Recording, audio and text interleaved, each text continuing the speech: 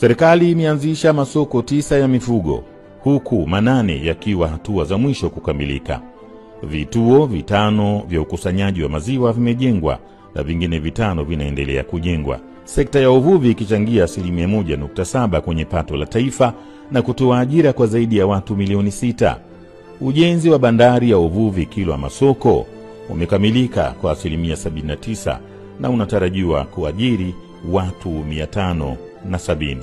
Mauzo ya samaki nje ya nchi yaliongezeka kutoka tani 42,371.41 zenye thamani ya shilingi bilioni 509.9 kwa maana ya dola za Kimarekani 213.4 milioni mwaka 2023 hadi tani 59,746.41 zenye thamani ya shilingi 775.9 bilioni sawa na dola za Kimarekani 289.6 milioni mwaka 2024.